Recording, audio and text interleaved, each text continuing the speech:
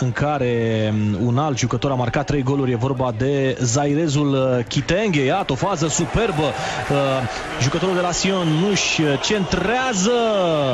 Șansă mare pentru Luxemburg. Tătărușanu apără, Tătărușanu și la Naționala României. Tătărușanu a fost în poarta naționalei României și la partida de la Piatra Neamț din acest an cu selecționata Luxemburgului. Să revedem această intervenție ratată într-o primă fază a lui Tătărușanu. Cu Tătărușanu, poate să ne aducem aminte, România a fost condusă cu 1-0 de Luxemburg la Piatra Neamț.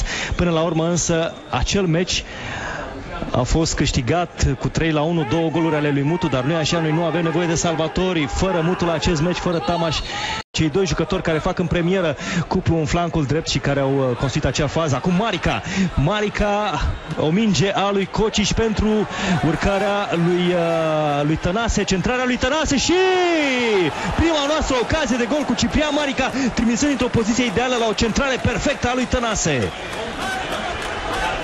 Asta e replica pe care o așteptam, o pasă genială în banda stângă pentru Tănase.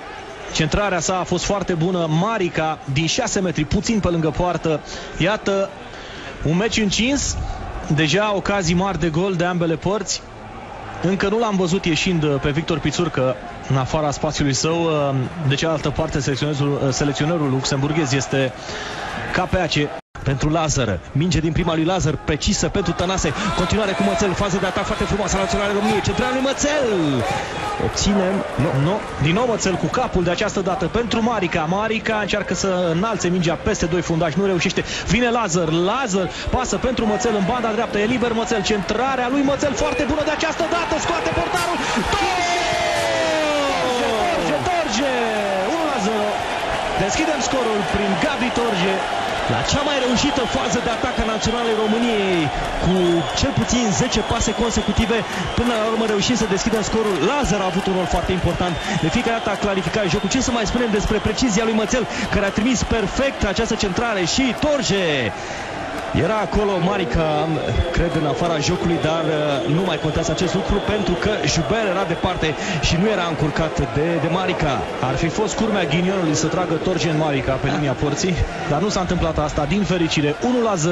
Al doilea gol al lui Torge pentru Naționala României, ambele goluri marcate în 2011, după ce la începutul acestui an Torge marca într-o partidă amicală cu Cipru. Lazar, foarte frumoasă trecerea, pasta lui Lazar în verticală pentru Torge, nu a fost offside. Torge, driblează, Torge, 2-0 pentru România, dublă Torge, 2 goluri în 10 minute. Continuă momentul magic al lui Torge, cel care nu numai că este un jucător foarte bun în flanc, dar joacă foarte bine și în aceste faze în care pătrunde spre interior. Cal pentru Torge, care levită pe portarul Joubert și apoi marchează al 3-lea său gol la Națională, al 2-lea din acest meci.